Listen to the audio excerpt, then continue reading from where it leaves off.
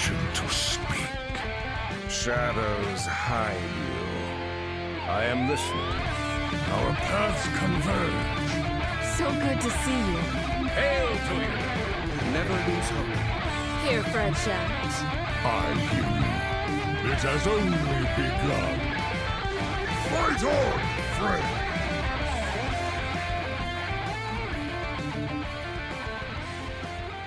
Welcome to episode 432 of Concede, a Hearthstone podcast dedicated to making the competitive side of the game more accessible to you. It is Friday, February 2nd, 2024 in the evening. Coming to you from Numbergon, Ohio, it's me, Edelweiss. From Northrend, Massachusetts, we have Wicked Good. Hi. From Teldrassil, California, we have Megasa. Hello. And from all around the world, we have you, dear listeners. As always, thank you for your reviews. If you would like to support the show but cannot do so monetarily, please consider leaving us a 5-star review on your podcast feed of choice, as it always helps other people find the show. So, we had a patch. Balance changes that we actually have a decent amount of time to play with because we're not recording like 2 days afterward. And the meta's shaping up okay, but kind of more importantly for me, besides meta shaping up in standard, is there's a new twist this month. Yes. And it's Pauper, which is hilarious. I think this is the best twist format they've done so far. Just in terms of like interesting.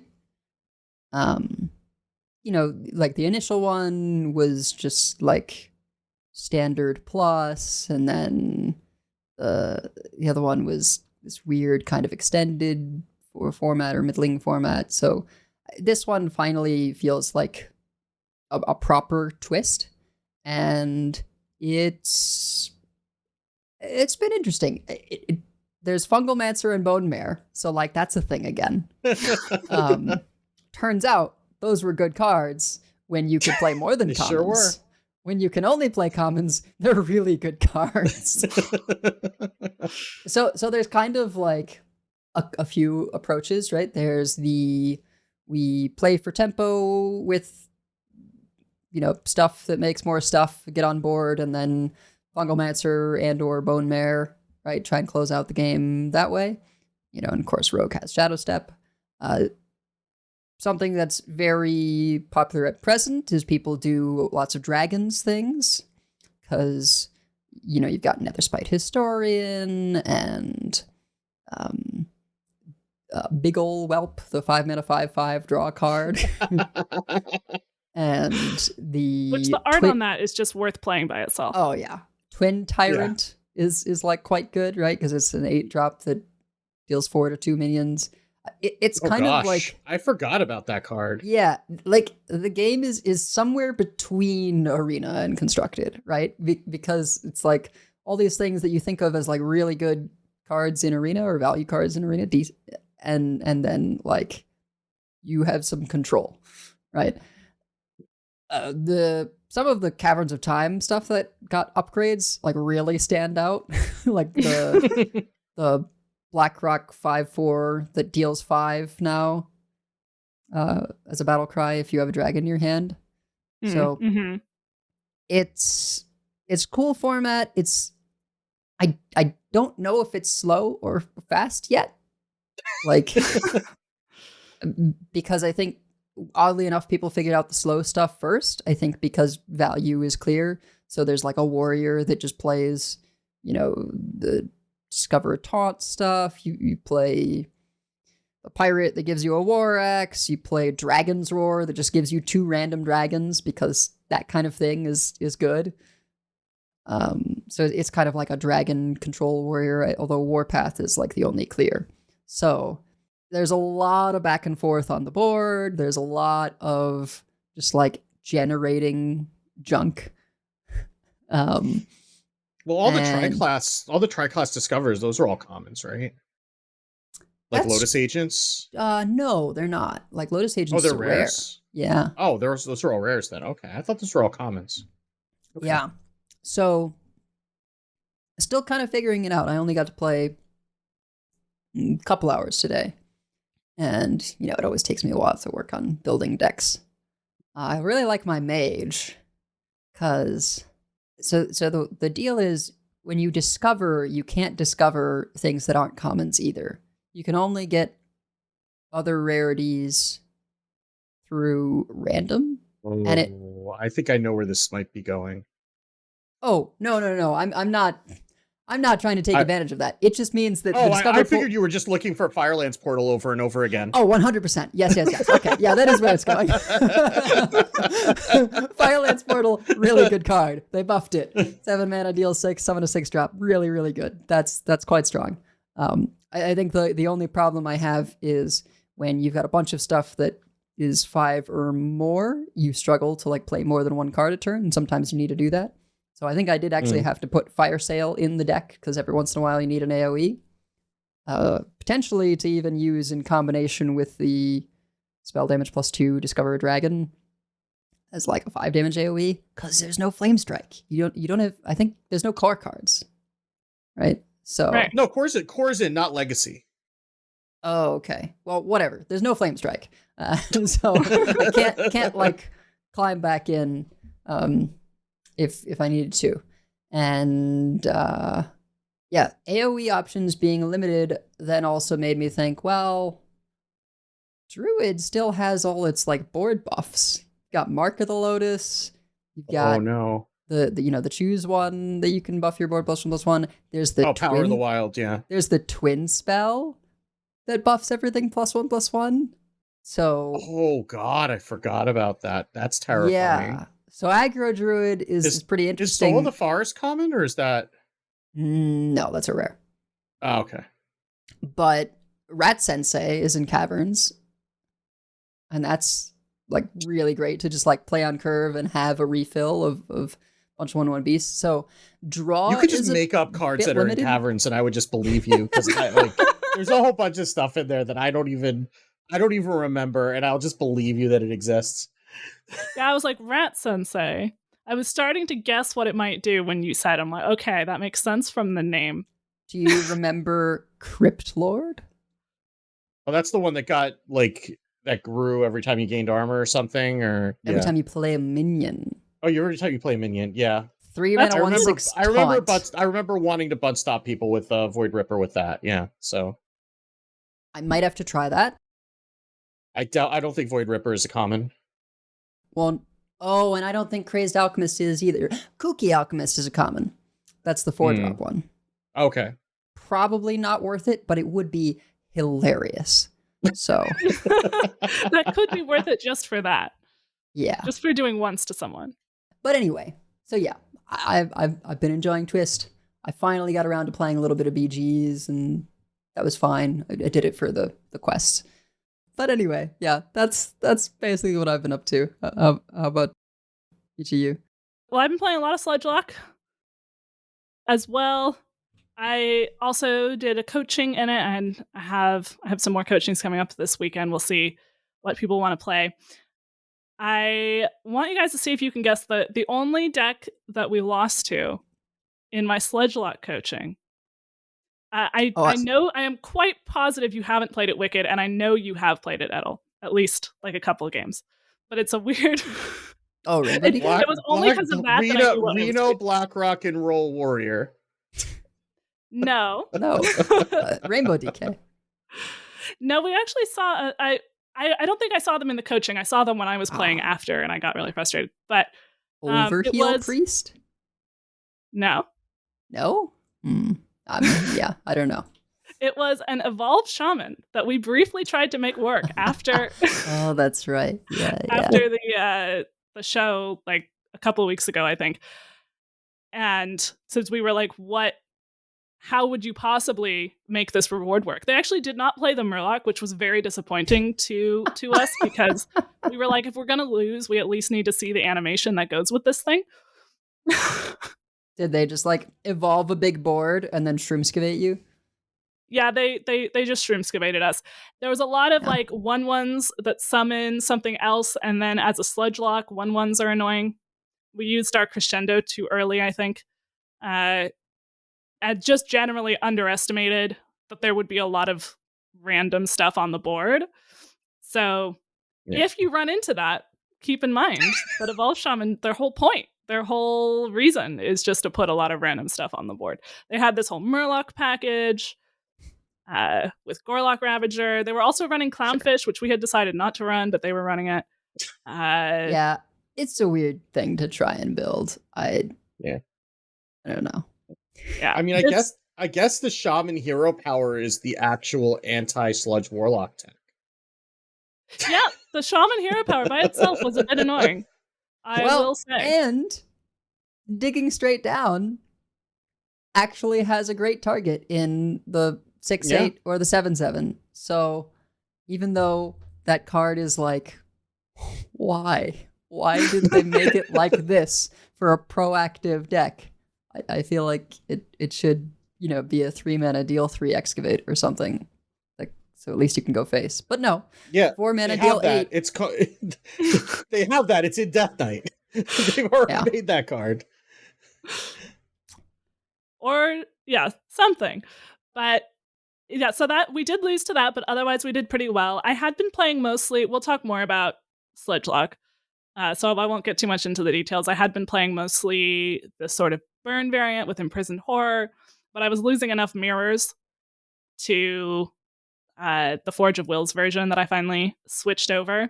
I had one game where I thought that I had gotten I managed to stabilize in a mirror at 1 health, and they had already played all of their, they had burned all their sludges off the bottom of their deck, and they didn't have ways to get more of them. The only thing they had was a crescendo, and of course they drew the crescendo. They had to frantically try to draw and drew the crescendo, which I guess wasn't that unlikely since they had burned a lot of their deck. But so I was like, no, I was so close, because of course I had lethal the next turn. They added me, and I was like, are they just adding me to gloat over this? But actually they were very nice. They were someone who listened to the show, and we had a nice talk about Sludge Warlock. So thank you if you are listening. And also then I got a little bit baited. I ran into someone who was playing Overheal Priest. I had been trying to test different tech cards for Sludge Warlock because I'd been losing to Rainbow DK, so I was trying to test things that would do better in that matchup. Of course, not to see another one as soon as I tried to start teching against it. Oh, I must have queued into all of the Death Knights for you, because I queued into 6 in a row right before the stream tonight. So. Probably. Instead, I ran into an Overheal Priest and immediately was like, well, I need to play this, because they, of course, got their Dream Curve. They got a couple of clerics down and drew a ton of cards. And the Ambient Light Spawn, the 4-mana Finale, and Overheal give +2/+2 to another minion. If you can get that going, and you have the new stealth heal everything going with that, not bad. Wide board, you have a Heartbreaker board with that. Pretty darn good. So I immediately was posting about it in the Hearthstone Hangout channel on the Discord server, and got a number of people helping me brew up an Overheal, and won 4 games in a row. And I'm like, I have broken the meta, and then immediately lost a bunch. But I'm still slightly positive with it. And it's really fun. I do think that, and I think a lot of Overheal things are not rotating. So if they continue to support it. Yeah. I mean, nothing should be rotating, because they just introduced it with Festival of Legends. Right. The Unless actual Overheal cards themselves none of them are rotating. Yeah. So. And definitely Thirsty Drifter is staying, which isn't an Overheal card, but I kind of feel like there's just this thing right now, this shell, where you've got Crimson Clergy, heal things that cost 1, Thirsty Drifter, Synchronize, and Creation, and fill in the rest. You can do Nagas, you can do Astral Automatons, you can do Overheal, but you're doing Drifters. Yeah, let's also Shard of the Naru and the Light. Well, the Light It Burns is rotating, but Shard of the Naru hopefully will stay in core, and that's also there for that. I didn't realize I was going to start a fight this early in the podcast, but I guess I did. This is visceral reaction. Well, we'll see. I also hope it stays in core, but that's because I like using it to go face. So, but I think that shell is good. I actually cut Creation Protocol because it's a little slow when you're trying to flood the board early. And I really wanted to get in Ambient Light Spawn and Heartbreaker. Animate Dead I almost cut, and then Wicked and Tonberry convinced me, no, you shouldn't do that. And then in the very next game, I basically took 1 and 2 off so that I could coin an injured hauler and heal it with a flash of light on 3. And then they managed to kill it anyway, so then I revived it twice with 2 animate deads. That's funnel caked Yep. it. That'll do. And they never played got a minion to stick for the rest of the game. So good thing I haven't eaten dinner yet. I would be back. So maybe in a future week we'll be talking about this if I can make it work. But I don't want to bait people more than I already am baiting them by talking about it now. So, but I'll put in the if you want to see more about these decks, the deck lists will probably be changing. So come into the Discord and ask us about it.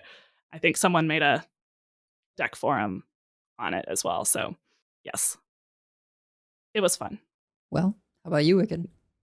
Well, okay, so the most important thing I did this week is I finished Trails in the Sky SC, which that's I know that's not Hearthstone, but I know nobody's going to play this game ever, and I'm not done with Trails, but I'm done with Trails in the Sky after this. So, I mean, I could play the third, but my daughter told me just play the next one. I'll fill you in on the details because she wants me to catch up to where she is. But oh my god, like that is as close as I've actually gotten to crying at the end of a game. Like actually like legitimate emotion. And it's just such a wonderful story. And I know nobody's going to play it because it's like a 20-year-old game that it's like the actual experience of playing the game is like the mechanics are good and like the story is good, like everything about it is good, but there are like no quality of life features. Like you're wandering around a dungeon with like drawing maps on a notebook next to you because there's no in-game map to show you where to go, like that sort of a thing. And like all these sections where like the way you have to progress is you're on an airship and you literally have to talk to every single person on the airship, sometimes twice, in order to get the story to progress. And it doesn't tell you who you've talked to and who you haven't. So like there are legitimately terrible things about the game that like in playing it in 2024, like I'm the fact that I am willing to put up with all of that is a statement about how good the rest of it is. But I am very glad that I stuck it through, and now I'm on to Trails to Azure, and that's also a good game. And then like I'm seeing some of the characters recur, and it's like I literally like I was playing on the couch on my Steam Deck. My daughter was next to me playing on her laptop, and I literally said out loud, like, what the hell are you doing here, to one of the characters who showed up in Trails to Azure who was from a priest. Like, oh, is it so-and-so? Yeah. Oh, yeah. That I forgot about that. Yep. Okay. So I just love that series so much, and I wish more people would play it. And I know it's a super niche thing, and I will shut up now. But if you're even a little bit interested, please go get it when it's not the next Steam sale. I will shut up. But as far as Hearthstone is concerned, on the stream after the last episode, I got myself up to like around 2000 legend with Sludge Warlock. We were talking about getting Sif off of Chaos Creation on the episode, and then it happened on the stream the next day, and I had 6 sludges at the bottom of my deck. Nice. So they all did 7. I threw that at it. I didn't even realize what was happening until like a full turn later, because I thought that the Sif was only going to affect the sludges from hand. It didn't occur to me that it was applying the spell damage to the ones that were getting blown up as part of the chaos creation. So like I looked up, and the rogue opponent started at 30, and all of a sudden their board was clear and they were at 1. And it took me a second to register what had happened. You had just been like, I'll clear their board and maybe do a bit of damage. Yeah. Little did you know. I was actually saying in the clip, like, oh, I really hope that they don't clear this because I want to get something out of it, not looking it up at their life total. Right? And then I looked, I was like, oh, they're at 1. That was pretty good. Yeah, I guess even if you've only played Fel, it like starts at 1 and then increases, right? So +2 spell you got damage? Shadow. You got Shadow Pretty stuff. Good. What's Shadow? What Shadow? Monstrous There's definitely Monstrous Oh, form. yeah, of Shadow. Monstrous form. Okay. Yeah. Gotcha. So, So plus so 3. 7 That's- damage. Yep. That's a Yep. lot. It was pretty good. It was a decent amount of damage. I would recommend the experience if you have the means. But yeah, so I ended up like looking after that stream and I saw that we were already at like 23,000 legend players in Americas. And I think we ended the month at like 30K. And I'm like, you know what? I played a few games here and there over the week, but I more or less camped from that point. And then I ended up at like 1,800, and that was plenty to get to 11x. And then I tried to play some more Sludge Warlock after the month rolled yesterday. Yesterday was the reason we're recording on Friday is because yesterday was a objectively terrible day that I was exhausted at the end of, and that was when all of the like Rainbow Death Knight started coming out, and there was a lot of plagues, and I decided I didn't really feel like doing that anymore. So, and then I saw this morning that.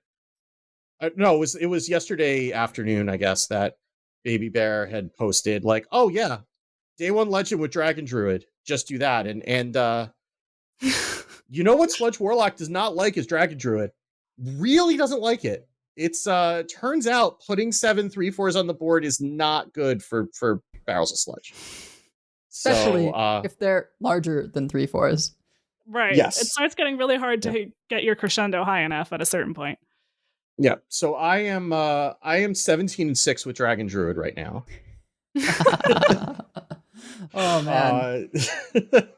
And just murdering warlocks, murdering the rogues. So I still hate playing against Velorock, but I really like this new thing where they play the Velorock and you have a taunt on board and it attacks into it and dies, and they don't get to bounce it.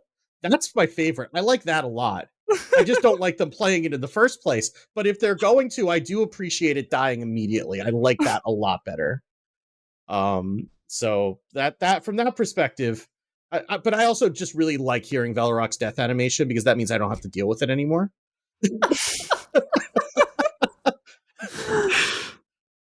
That's my favorite part of the card, really. So, yeah. So so I'm at like Diamond 4, Diamond 3. I haven't had a whole lot of time to play because yesterday was a disaster, and then my day ended at like 5:30 tonight, and then we started recording at 6:30. So, I haven't had a whole lot of time to play, but I'm planning on spending most of the weekend in a vegetative state, so I should have some more time to play this week and hopefully get my weekend and hopefully get myself to a higher through legend and then figure out what I'm going to do from there. I also played a couple of games at Battlegrounds, and the one game that I played like on the first day after the Lunar event started, I got Pirates to happen. And I don't know the name of the card because I don't know any of the names of the cards in Battlegrounds because I play it very casually, but there's one that gives you 1 gold for at the start of the turn for each pirate you have on board. And when you make it golden, it gives you 2. That's a lot. So I was starting each turn with 25 gold, and it turns out that when you start the turn with 25 gold, first of all, when you're playing on the phone, that's not ideal.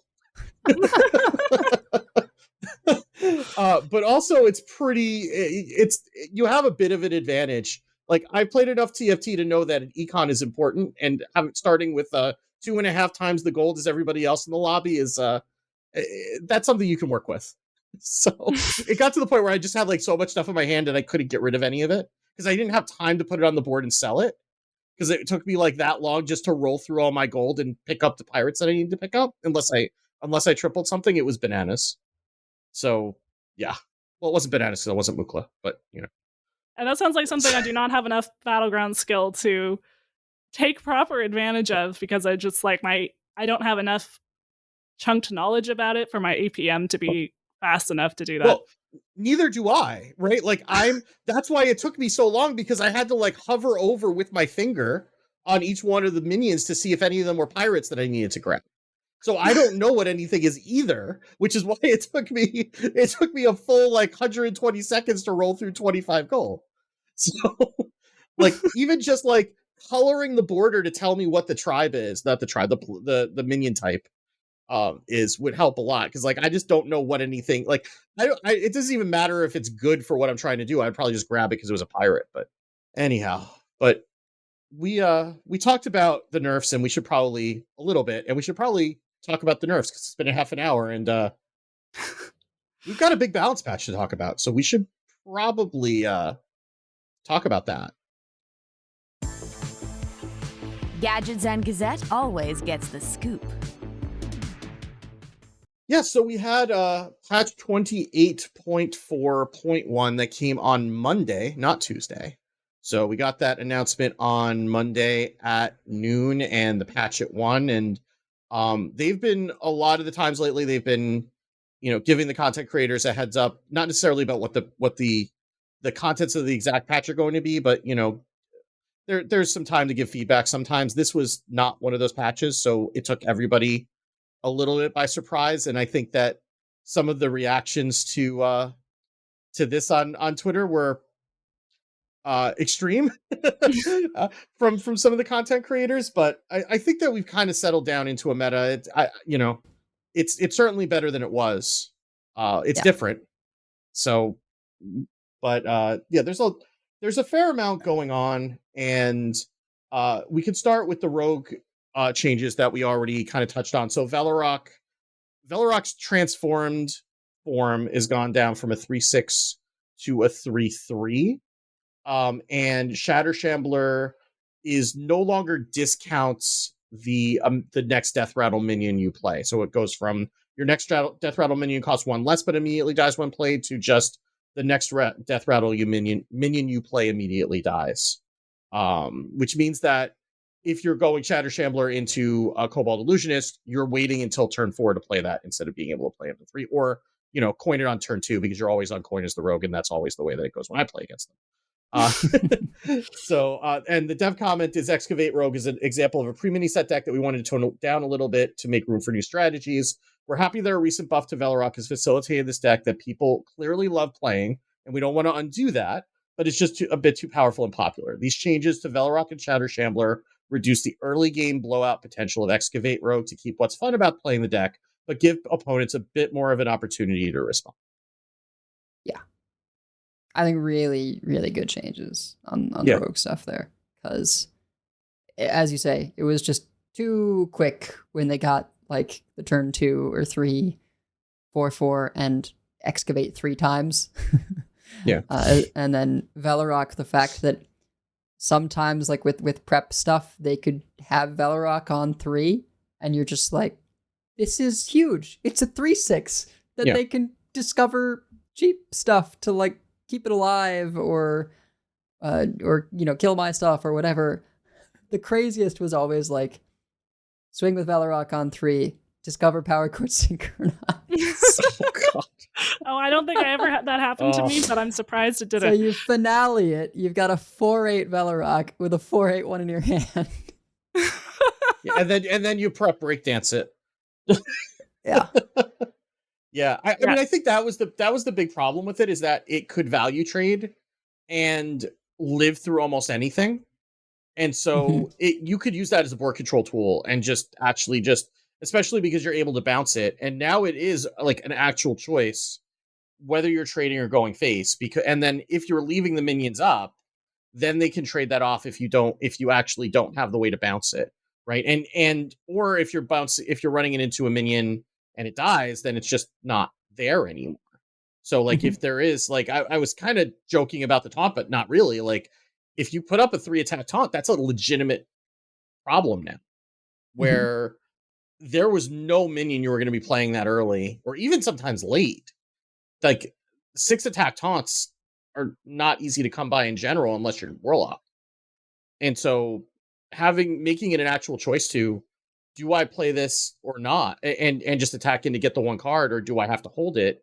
That's actual tension there. It makes it a little bit more difficult. And the fact that you have to wait another turn for the Cobalt Illusionist into Drilly, especially because like a lot of the early excavates give you tempo, then it's like you don't get that snowball, because usually when you would get like that turn 1 Shatter Shambler into turn 3 Illusionist into Drilly, then you have preps or you have coins or whatever to play the early excavate treasures, and then you get the 2/3 Rusher, you get a free 2-drop or a free 3-drop, or or the deal 3 damage to a minion and its owner. Like there's a lot of ways to just swing board in your favor, and it just made it feel very draw dependent when those things happen. Yeah, it needed to be that Velorok came down later, which we saw from when Velorok got accidentally reverted for a day, that at least in the iteration of Excavate Rogue that was existing then, it just did not work. Or just 6 health was clearly balanced for this is coming down later, and even late game that can be hard to clear. So yeah, this makes it so you don't have as many games where it just comes down on 3 and then they hit you with it a million times and then you have no board, and so then you can't get rid of it, so then they hit you with it in the face a bunch more times and then you're just very sad. I did still have that happen, but because I didn't have a board to contest. But at least it's harder. It's a lot harder for that to happen. Yeah. I mean, I had a game against it today where they did that. They had to trade it in. It got them 1 card. They played Tess, and Tess did almost nothing because a lot of what you're generating is either from the Scorpion, and you don't always want the stuff off the Scorpion again, or, I mean, this one's playing Sketchy Stranger because they're just that kind of a person, I guess. But even then, it was just like a couple of Hunter Secrets, and that was it, because a lot of the value you would get to replay off Tess was just being able to attack with the Velorok a whole bunch of times first, and that just doesn't work as well. So even the Tess is not as good in that deck as it used to be. Well, Druid was another class that was quite powerful, and it got hit in a lot of different ways. Yes. Yeah. And it's still, I mean, Dragon Druid's still fine, but the rest of them we haven't seen much of since. But so first of all, Cactus Construct, which is the 1 mana spell that says discover a 2-cost minion, summon a 1/2 copy of it. Now that's down to a 1/1, which is just like, that doesn't need to live through a hero power, right? Like that's basically just what that's saying. Like that's like, it's not so much that the 1/2 was that big of a deal, but when you're in a Tree and Druid situation, it actually does matter, because being able to keep those alive and then get more health on them so they can attack a few times is kind of how Tree and Druid does its thing. So also they were hitting Herald of Nature kind of the same way. Herald of Nature is the 3 mana 3/3 Naga with Battlecry. If you've cast a nature spell while holding this, give your other minions +1/+2. That's gone down to give your other minions +1/+1. So it means that more early board clears will clear those.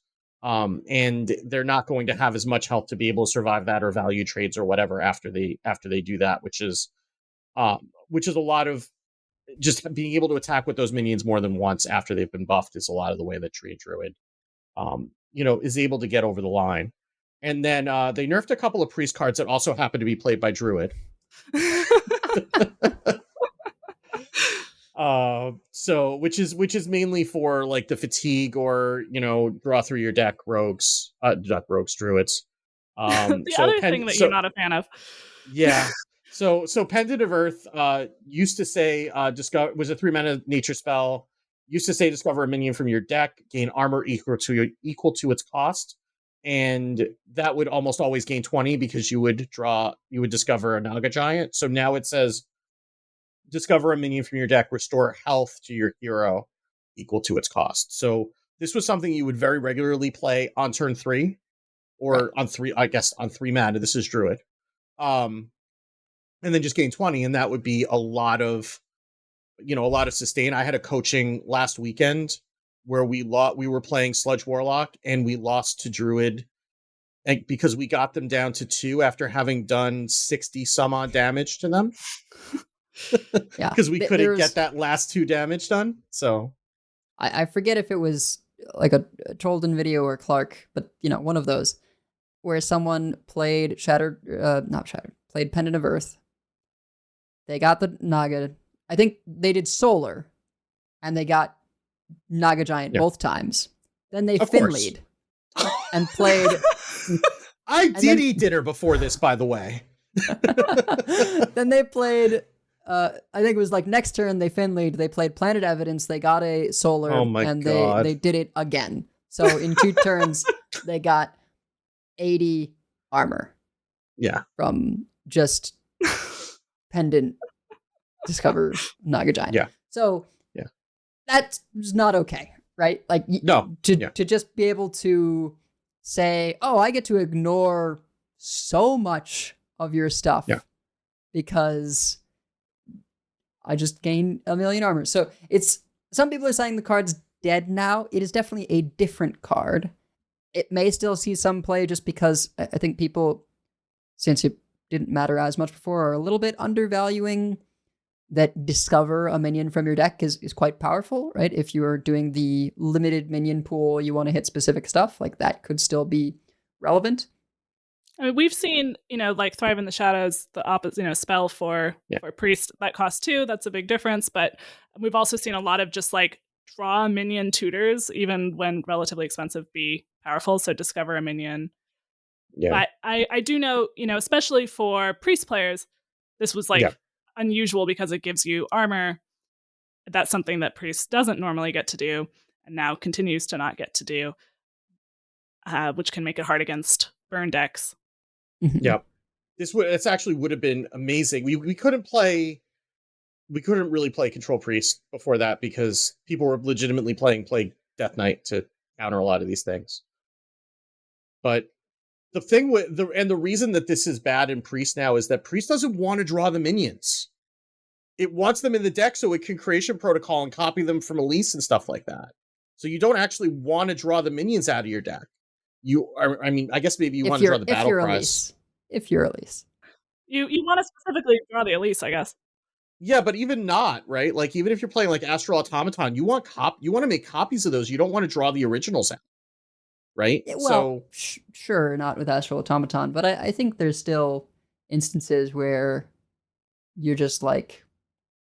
If we had like another Nazmani Miracle Priest, right, where you needed to draw, like, get those specific minions out and on the board, and we were running like Switcheroo and like the draw a minion, summon a whelp if it's a dragon, and we didn't care that none of them were dragons, right? Like, that scenario would be a little bit better. But I think there is something to be said for redundancy, right? Like, if you're trying to do the I run specific minions that I want thing, you can now run a little bit more because you can use the Discover on, say, like a Yogg or something like that that's big, so you get the Restore Health, and then Creation Protocol on like your Ignis or something, and you still have Power Chord Synchronize, right? So I think there is a way in which that could still end up being a thing if you're just like a super controlling, mostly spell priest.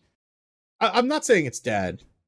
Like, I'm not saying it's completely useless. I'm just saying that it is you want that the draw out of your deck function less in priest because of Creation Protocol and things like it.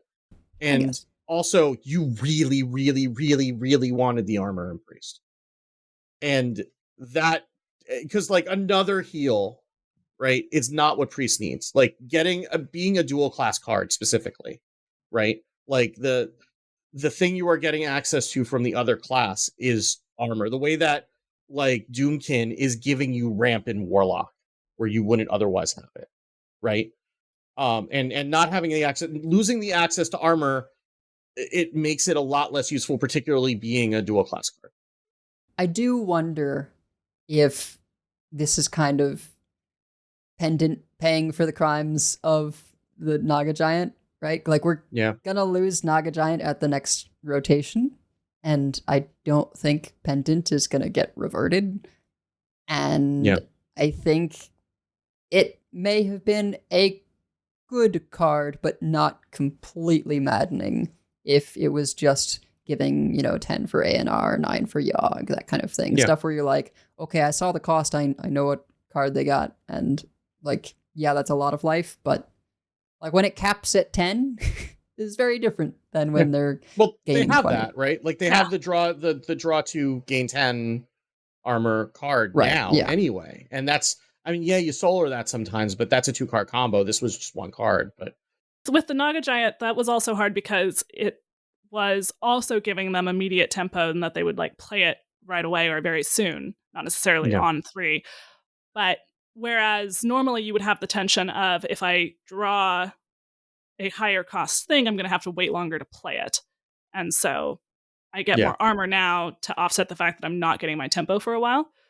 So yeah, the Naga Giant kind of negated that aspect of it. Donkey in the chat was saying that their initial thought was maybe they should have made the pendant targetable heal so that you could also use it for overheal in Priest. Yeah. I wonder even you could have done like a cannibalize heal with it, and then that could have been really powerful. Maybe too powerful if you get that with like a big overheal board.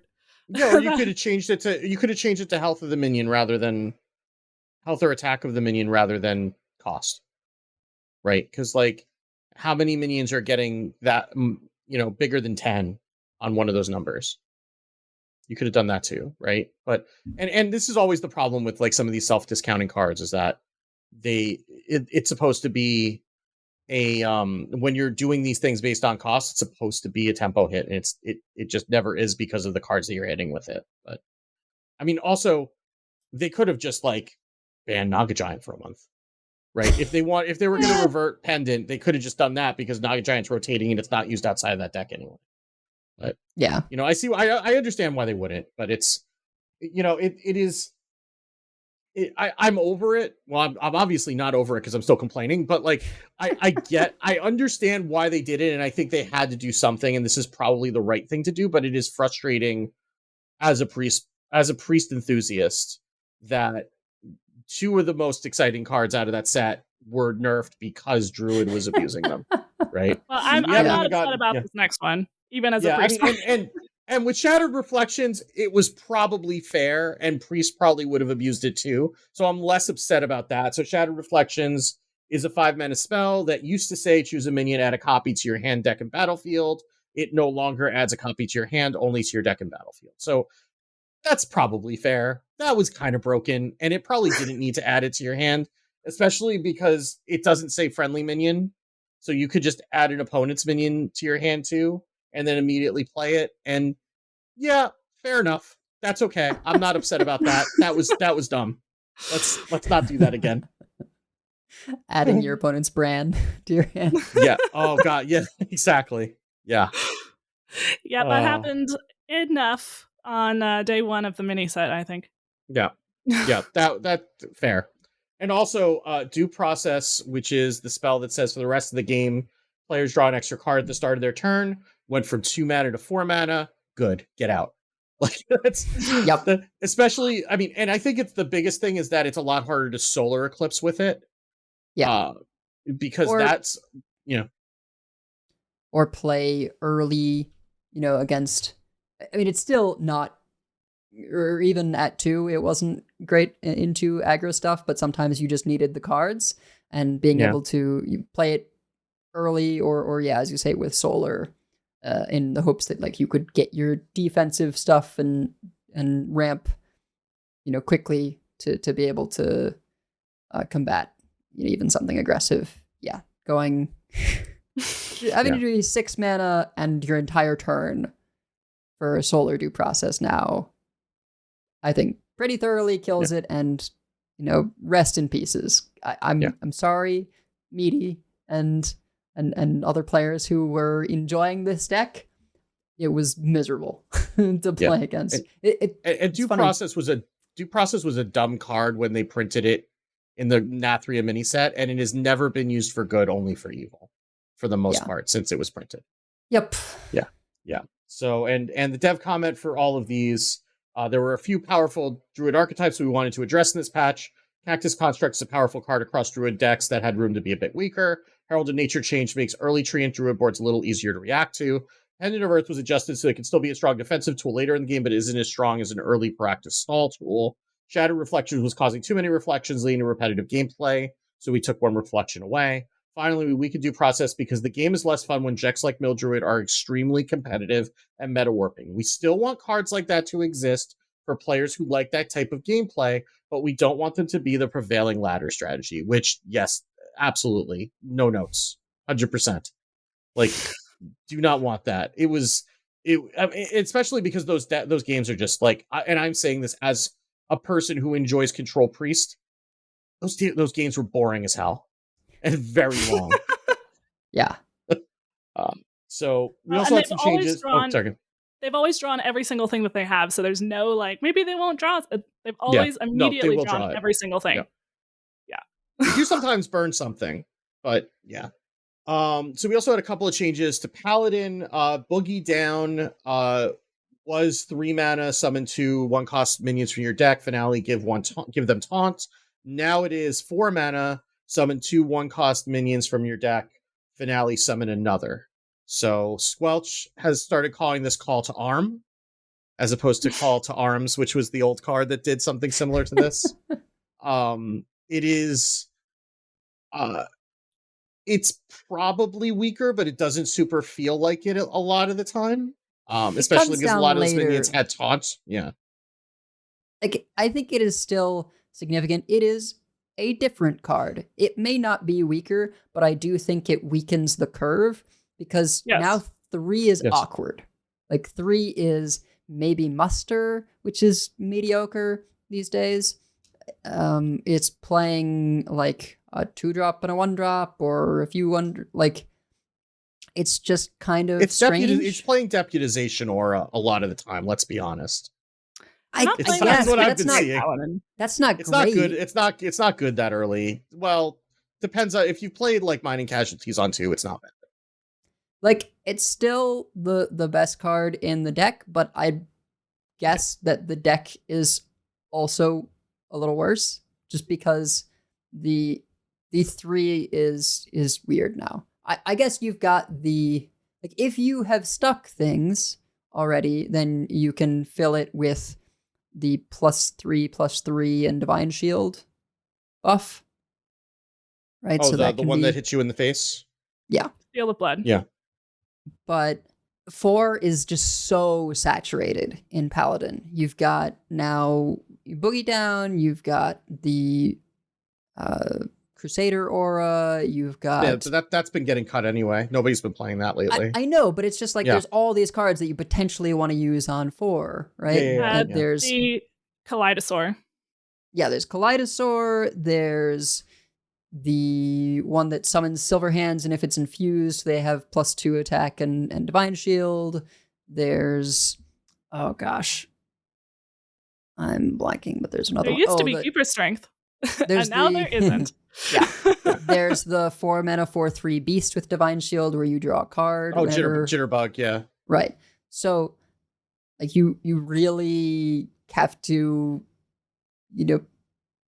specifically pick your 4-drops now, since you've got another one in that slot, and the 3 is just kind of awkward. So, I whether or not the card is worse, I do think it impacts the decks.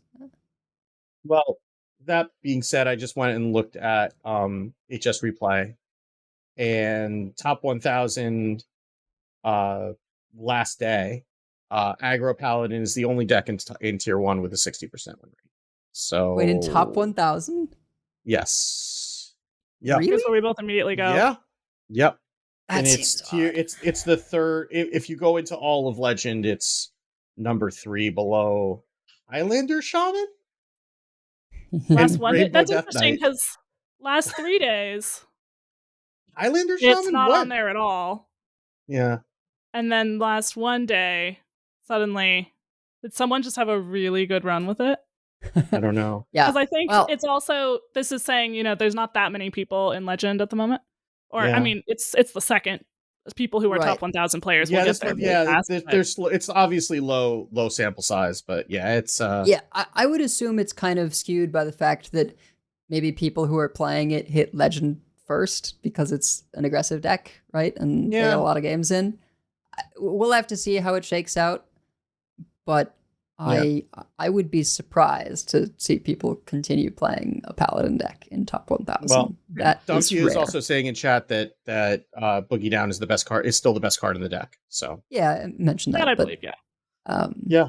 So and also the Garden's Grace. Yeah. Sorry. Go ahead. Yeah. In Diamond through Legend, last one day, Mining Paladin on HS Replay is at 53.56%. That's still positive. So still positive. Yeah. Well, they're not trying to murder the deck, right? And I'm glad that they're not trying to murder the deck, actually. Paladin doesn't need to be murdered. Yeah. And it's probably benefiting from all the things that were that Sludge Warlock was, in Sludge Warlock's way, got out of the way, and that's always been one of the better decks against Sludge Warlock, just because it goes wide with low health minions a lot of the time. So the Guardian's Grace also got bumped down. It was give a minion +5/+5 in Divine Shield, cost one less mana for each mana you spent on holy spells this game. It now gives a +4/+4 and Divine Shield. So just shaved a little bit of it off. Again, that's rotating when we have the next rotation, so that's just kind of taking the edge off of it. With Shroomskavate, it's a lot, and a lot of we talked about this last week, I think, but a lot of the buffs that Shroomskavate is working with, or maybe it was 2 weeks ago we talked about this, that a lot of the buffs that Shroomskavate is really kind of dangerous with, they're all rotating when we get to rotation. So this is just kind of taking a little bit of the edge off. And the dev comment is, Paladin is looking strong after the mini set. Boogie Down is a card we've seen in almost all Paladins since it was released, so we're making it a little bit slower and adjusting a finale to partially compensate for the later play. We're also hitting Guardian's Grace to reduce some of the deck's from hand burst potential. To that end, we've got our eye on cards like Shroomskavate, but we like that players are trying out the new cards, so we're making just these changes for now. We'll make further changes later if needed. So, I think that the deck is different. I don't know if it's better or worse. It's definitely good into some matchups, and it struggles in others, and I think that's okay. But Boogie Down was definitely it was in every Paladin deck, and it was the card you mulligan for in every situation. Like it was correct to just hard mulligan for Boogie Down and take whatever else you got. So that seems correct. And finally, our long national nightmare is maybe over. That Thaddeus monstrosity went from taunt your odd cost cards cost 4 less, swaps polarity every turn, to new taunt your odd cost cards cost 2 less, swaps polarity every turn. And the dev comment is a long one. Well, I guess that's not that long because there's another comment. There's another paragraph. That's unrelated. But we don't think combo play patterns are inherently bad, and Thaddeus isn't a power outlier right now, but he has been in standard for a long time and has facilitated several decks with early one-turn kills and low feelings of agency. We think it's time to make another adjustment to Thaddeus and see what standard looks like when he's significantly weaker. Now that we've been able to make this change to Thaddeus, we're unbanning Pyrotechnician. Because if we remember, many years ago, when Fire Druid was first a thing, it was Pyrotechnician that paid the price for it. So now Pyrotechnician's back. But, Yay! and I haven't seen Thaddeus at all since the nerf, and good, because me neither. Get out. So one note on dust refunds. You're going to get full dust refunds for all of these cards, but also there was an error with the dust refund periods for patches 28.2.1 and 28.2.3. So this is going all the way back to the so we're what 28.4. So this is going all the way back to like the first balance patch after like the Battlegrounds spells went live, basically. So there's a bunch of things that are available for nerfs, and they're giving full dust refunds for all of those for the next 2 weeks. Well, now week and a half as we're recording this. So if you missed any of those refunds, remember you can go into the collection manager and just type refund into the collection manager, and it will show you everything you have that's eligible for a full dust refund. If you are trying to figure out, should I dust this or not, dust it now. If you dust it now and decide you want to recraft it, as long as you haven't spent the dust, you can go ahead and do that. If you choose not to and then the time expires, then you're not going to have the opportunity. So it's better to dust it and then recraft it if you decide that you want it again, rather than wait and then miss out on that. And also, you can take this opportunity every day for the next 2 weeks is to log in, craft Thaddeus just so you can dust it again. So, and also, especially for things that are rotating, normally we would say, don't just dust things that are going to wild if you have any intention of ever playing wild or twist. But if, in this case, you're getting the full dust value back. So for a card that is, like Thaddeus, for example, I dusted that. I often don't necessarily dust things because I have a pretty full collection. I have a lot of dust. And I like not seeing things that I dusted when I type missing into my collection, which is kind of silly, but I definitely dusted Thaddeus. So that'll make a nice golden priest legendary somewhere along the line. Yeah. Actually, I've got some things in Reno Priest if I ever get to play it again that I need to make golden. So we had some Battlegrounds updates as well. We're not going to go through all of these. We are not a Battlegrounds podcast, and we really probably couldn't talk to all of the specifics, but Landlubber is the critical one that was taken out and now has been adjusted. They said that we've made changes to Landlubber and some economy-related spells to address an unintended play pattern where players could stay on low tiers and buy dozens of spells in a turn. So they've adjusted some beasts as well. So Landlubber, it used to be a tier 2, now it's a tier 3.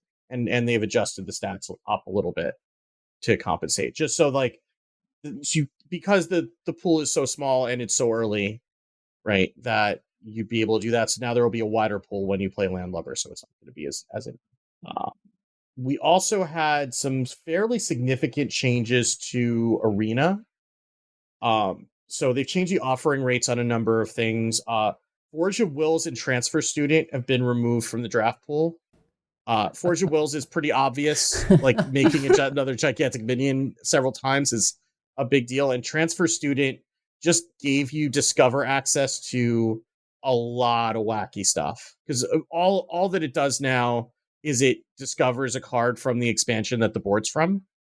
So there's a lot of variance and it could just kind of spike games. So they removed that as well.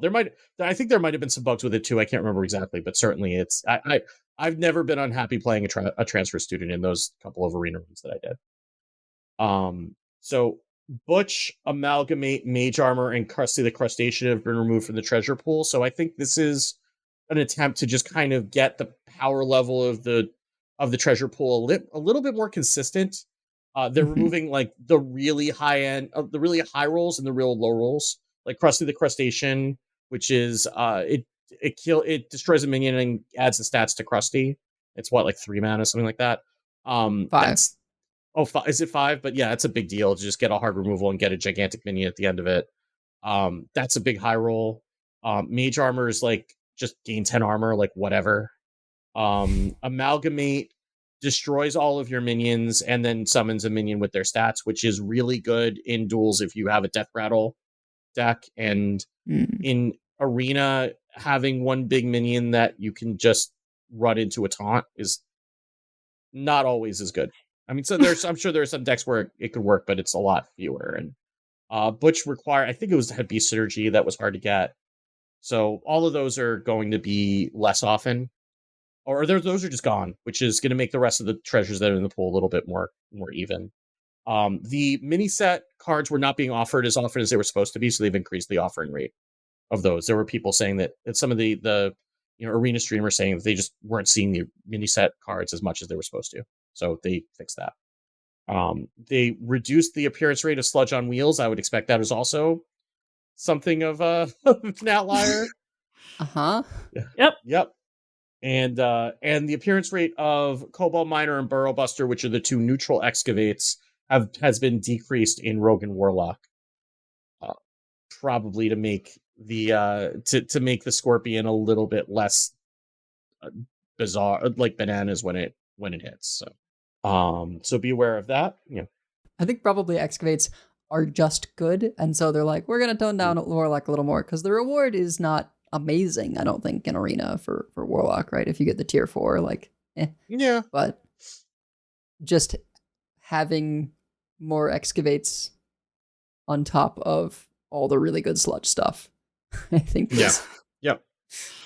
Well, that's only getting reduced for Rogue and Warlock. Yeah. So those are the good excavate classes. So that's probably why it's just making the excavates a little bit. Not necessarily. I mean, I would imagine you probably don't want to see a lot of Azurite snakes in Arena. You probably want that to be a pretty rare thing. That seems like the kind of thing that would be a lot swingier in Arena than it would be in Constructed, but yeah. So, and then a couple of bug fixes. They fully fixed the Shadestone Skulker bug in wild.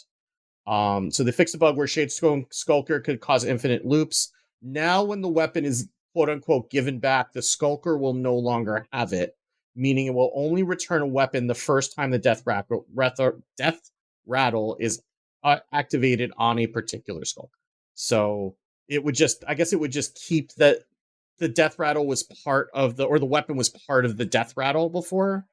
So that's where the infinite loop would come from. So now it only returns the weapon when it actually has it, I guess. Stuff's weird. The weapon should never like actually have a death rattle go off or change state. Like it literally just is like temporarily moved into the minion. It shouldn't change state in any way, and it was. So now it is not. Yeah. And they fixed a bug where Light Show showed the wrong text and functioned incorrectly when cast from somewhere other than hand, like through Void Scripture. So I think it was not counting any Light Shows that had happened, and it wasn't incrementing the counter when it was played. So it basically did nothing when it was played that way, and it didn't increment the counter. So now it does both of those things. It will check for what's been played before, and it will count as a Light Show that you have played. So Void Scripture will count as 2 Light Shows. So if you are very skilled at Hearthstone, you can get Light Show to roll off of Void Scripture every time and then get that counter. Well, more importantly, I think that they didn't mention for people, there have been people clicking Light Show Mage in the server, and the important card there is Stargazing. Oh, yeah. Yeah. Stargazing draws a card, an arcane spell from your deck, and if you play it this turn, it casts twice. So now both casts should count towards the number of Light Shows you've played this game for future Light Show purposes. And I guess for each one of those activations even. Because the first one should increment the second one. Mm-hmm. Yeah, so that's something that I don't know how good it is necessarily, but I know there were some people who were having some success with it. And it's also something, those are not cards that are rotating, so maybe one day Light Show's day will come. And certainly it having a bug was not helping. So, and it had seemed at first like Stargazing naturally fit with Light Show, so now it actually does. I think it'll have a chance once we go to 4-set meta, because right now there's just a few too many spells in the pool, so you can't find it consistently enough through any of the discoverers that help you get extras. But Infinitize is going to stay, and Void Scripture is going to stay. I don't know if the Discover 2 spells swap their costs is staying. Vast Wisdom, I don't know. I don't know either, though. I'm pretty sure Raw Math is rotating, right? Yeah, that I guess you don't really need him. Not matter. Like, yeah, if you can hit them consistently enough, and you've got things that double. Yeah, you have Rewind. Yeah, you'll be more likely to hit rewinds too, and so Vast Wisdom is rotating, but there's other ways, and especially if Mage gets more stuff that works well with this. Yeah. Savara going away too probably won't help, but again, we'll make do. So we got Heroic Duels back this week. So there was an announcement to that effect.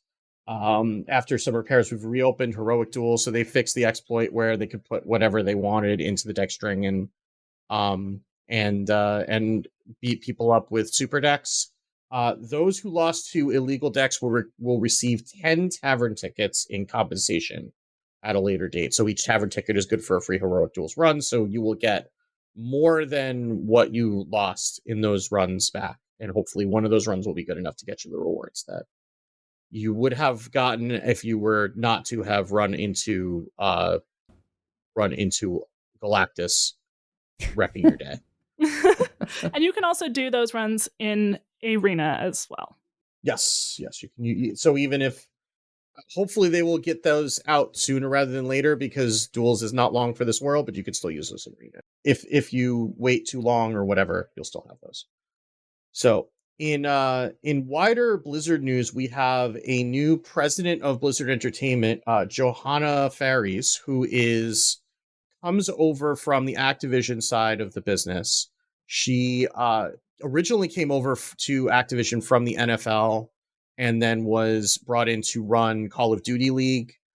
She eventually was promoted to commissioner of all leagues, including Overwatch, and right before this was a general manager for Call of Duty. So she's someone who is very familiar with esports, and whether that is a good thing or a bad thing, given how esports have gone at Blizzard over the past couple of years, will remain to be seen. But she is starting on Monday as we are recording this. But she did leave a note or sent an email to everyone at Blizzard talking about how her, what she cares about in terms of games and what what her priorities are, and her recognizing that the way that Call of Duty did things is going to be different than the way Blizzard did things, but looking to learn from the folks, and it seems like she's saying all the right things, and it might be good to get it's still within Activision Blizzard, even though those are completely separate divisions now within Microsoft, but getting somebody who's a bit of an outside influence with some of the issues that they've had, in an HR sense might be a good thing, and certainly having somebody who at least has a healthy respect for esports can only be good. It's worth mentioning here that there was the last part of the layoff happened after this announcement, where 60 of 72 people who were still internal employees for Overwatch and Call of Duty League were let go, and that happened because there was a major Call of Duty tournament in Boston last weekend, so they worked that and then were laid off right afterwards, which is not great. Very gross. Yeah. It's really, really not great at all. And those people, put on a great event and not knowing if they were going to have jobs when they came back, and turned out they didn't. So, but again, that's not anything to do with Johanna Ferry's role, because she hasn't started yet. She wasn't part of any of that. She wasn't part of any of those decisions. That's more speaking to Microsoft as a whole's priorities more than hers specifically. She may have a different philosophy on, where to prioritize esports or how to make use of it, and we'll just have to see. But clearly Microsoft as a whole is not, they're looking to outsource that for the most part. I don't believe this, you would know better than I would, Edel, but I don't believe this affected anybody on the Hearthstone team, because they were already outsourced for the most part, right? Oh, Hearthstone esports? Yeah. I think I saw something from Soddle saying, I definitely saw something from Soddle saying we're all contractors, so I know that doesn't affect you. But yeah. Well, right. And they contract out for the production and running it as well. Honestly, I don't know this for certain, but I think it's just one guy. Maybe that's wrong, but it feels to me as though Hearthstone esports is one point guy and contractors. Yeah, and that sounds about right. That would not surprise me at all. and it sounds like they've been happy with how that model's worked, and just, this is going to be the grossest way to describe this, and then just extended that to the rest of them, because they did outsource all of Overwatch to ESL. So that says that they probably just made that decision to do that so that they could save on the cost there. And if they're paying ESL to do it, then they're not going to keep those folks on board. And I don't know what they're doing with Call of Duty League, because those people were employees that were working the Call of Duty tournament last weekend. But presumably they have a plan there also. Probably also outsourcing it.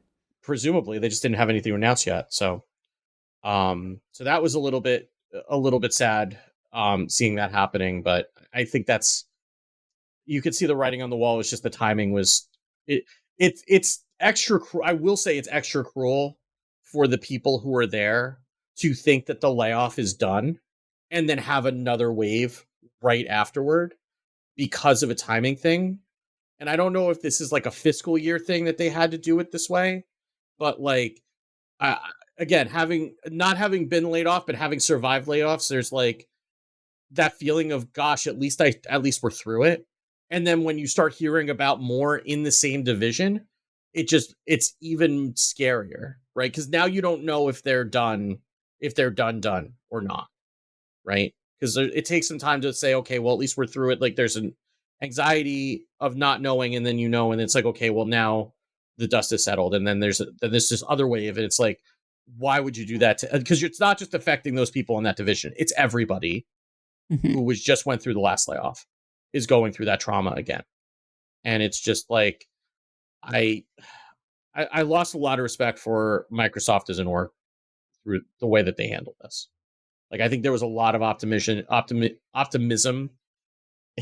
in general about how Microsoft was going to be a new corporate overlord for Blizzard, and I feel like they squandered a lot of goodwill through how they handled this, both with the developers and also with people like us. Yeah, but anyway, we don't need to go into all of last week's episode all over again. So one other administrative note. There's two other administrative notes. One is that if you missed out on your end of season rewards for January, and I think some people did. I think this might have happened to Blister Guy because he's in Australia, but he plays on Americas because that's the closest server to him. But so like there was kind of like some sort of a weird glitch between like the local clock and the server clock that it tried to open up Twist early for him, but there was no Twist there, and then that kind of messed up with the server rewards. I don't know if that's related or not, but some people missed out on them. There's a tweet from Ridiculous Hat saying that they're going to get that back to people. You want to go reply to that tweet if you had that happen to you, so that they can know who you are and get you your end of season awards, and they'll make that right with you. Also, because I forgot it when we just started jumping into the patch notes, and we forgot it last week because of everything was happening, but we're for damn sure going to say it now. We are starting the Concede Listener League. Signups are open now. I believe we're starting early next week. So if that is a thing that you are interested in, signups are open, or should be by the time you're hearing this. So go sign up, and it'll be we're going to try to get the season done before the next expansion, but we don't everything, Hat's partially running in, and he probably knows, but the rest of us don't when that's gonna be. But we're gonna try to get that done before the next expansion. So go and sign up if that is something that you were waiting for. Apologies that it took us a little bit longer to get that started. We all had, we were actually going to do it last week, and then everything happened, and we forgot about everything that wasn't related to all the bad news that was happening. So, also, there are some updates to the shop that some of us have been waiting, some more than others. Scarlet Sally is now available in the shop. Yes, I insta-bought her. No, I do not regret my purchase. So if you are looking for that priest portrait, you are more than welcome. Also, there is Festival Hoon, who I saw Sidisi is upset because it looks like a druid, but it is a hunter skin. So... or Holm, not Hoon, Holm. So Holm is a Tauren. If that doesn't seem hunterish enough to you, then wait for the next one. But that's there. And also we got the Kaleen Evergaze bundle, which is the new Demon Hunter portrait. So the Priest and Hunter ones are $10 or $10 USD or 1,000 runestones. They come with 5 class packs. The Kaleen Evergaze bundle is $15 or 1,500 runestones. Comes with the portrait, 5 class packs, and a pretty cool looking card back. I am purchasing the Demon Hunter thing before I forget, because it is the best Demon Hunter skin by far. It's so gorgeous. And now we just need a playable Demon Hunter deck that isn't Nagas. Oh, there's big Demon Hunter. It is actually, it seems like it's actually real. Okay. I saw Clark lose to it on stream today at top 100 legend, and it looks legit. I'm gonna have to find that list, and then I'm gonna have to ask around in the Discord, see if I can find that list, because I definitely enjoyed Big DH back when it was played more. Yeah. There was also if you're a Battlegrounds player, there's a new Lunar New Year Battlegrounds bundle as well, with a new bartender and several hero portraits. That is $25. Oh, and a strike as well, which is 2,500 runestones or $25 USD. So if you are interested in Battlegrounds, that is also there for you. And that is all the news. And now we can get our hands dirty talking a little bit about Sludge Warlock.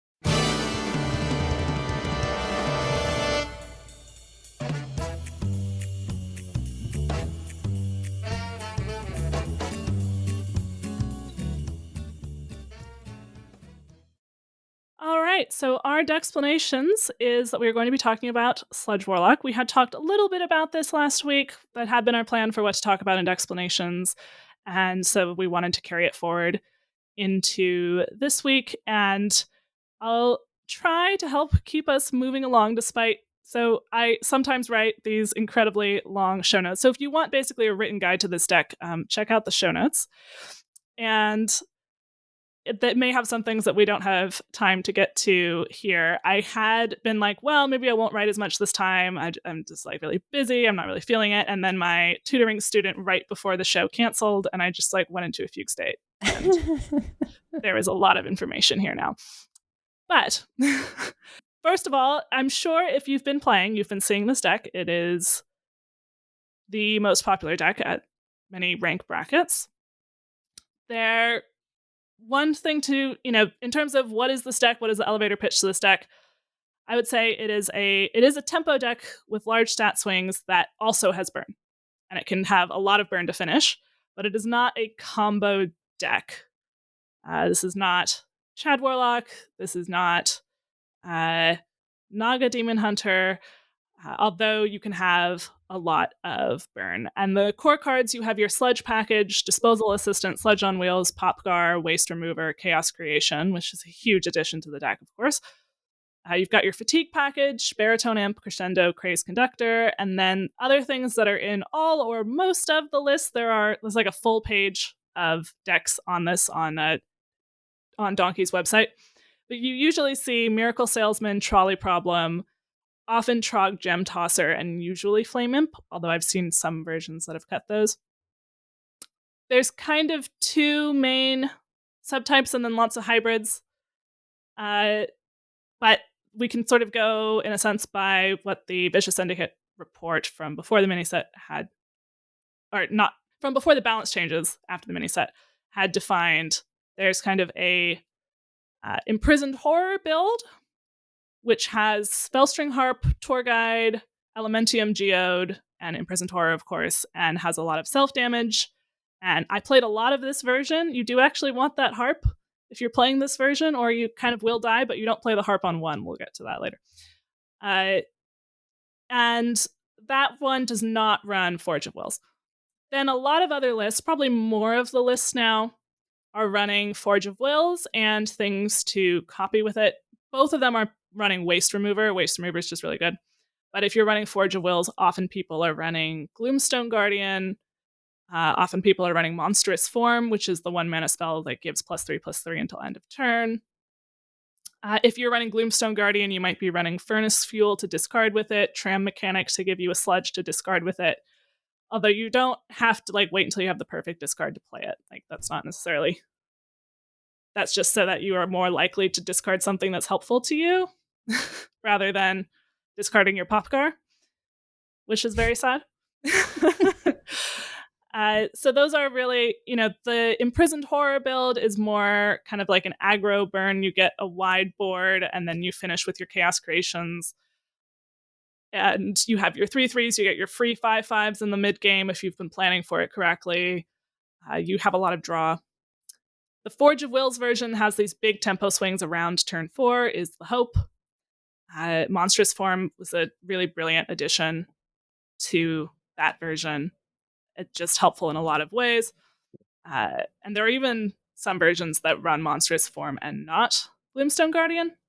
Yeah, that was the version I was running too, because Monstrous Form with Forge of Wills is just good because then anything turns into a big thing that you can Forge of Wills, because generally what you're doing is you're making the stats big enough, long enough for you to use the Forge of Wills on it, and then you have a big minion that just sticks around, and the other minion will go down, but that won't. And it's also just Monstrous Form is just a 3 damage to face a lot of the time too, or you make the other thing that you can do with it is you can make the sludge on wheels big, so it's harder to kill or requires multiple things to kill, which gives you more sludges, which means more damage, right? So it's generally like there's like 4 card slots that equate to about 7 or 8 cards, depending on the list, that swap out, and it's really just a matter of, I don't think any of them are necessarily that much better than the other. It's really a lot of like what your playstyle is comfortable with.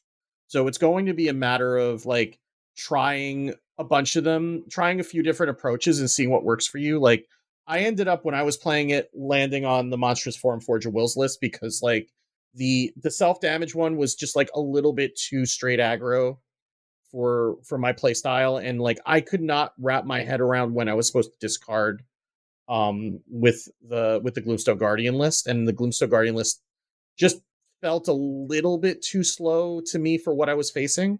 But then this was like not Baby Bear the player, but Baby Bear from the 3 Goldilocks and the 3 Bears. Like that was just like just right for me to be able to kind of pick it. But it's really a matter of like, if you're interested in in this deck, I think it's worth trying out a couple different approaches and just seeing which one feels better for you and then going in on that.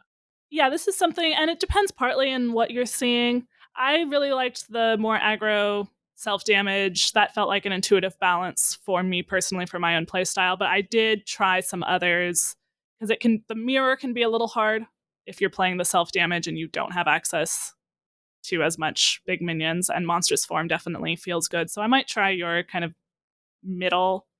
But Forge of Wills, if you don't have something to copy with it, is very mid. Like if your hand is just like Forge of Wills, that doesn't feel great. But and one thing to note on Monstrous Form is a little bit unintuitive if you haven't played with it enough.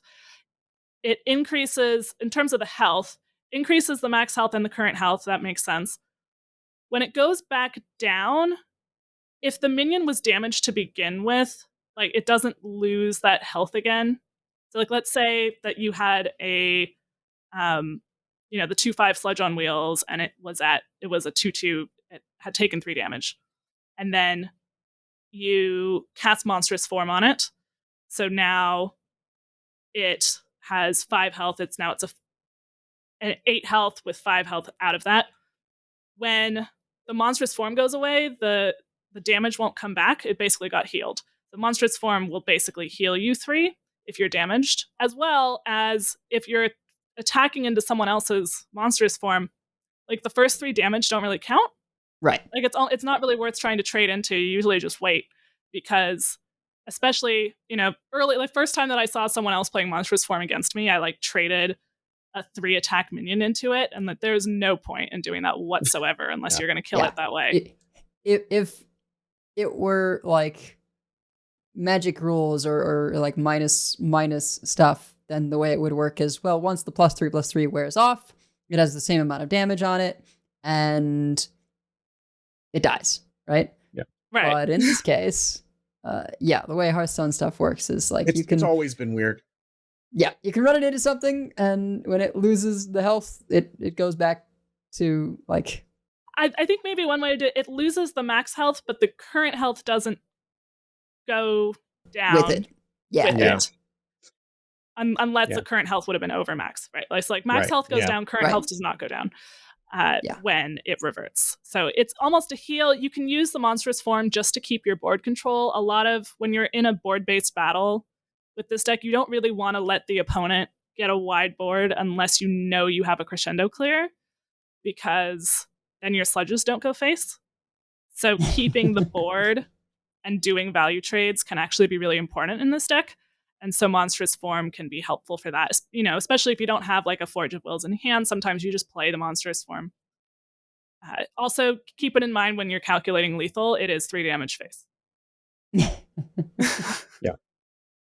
Yeah. And I don't think we talked about Trolley Problem, which is the other core card in the deck, which is the summon 2/3/3 trams. And if you don't have it with quick draw, then you discard a card.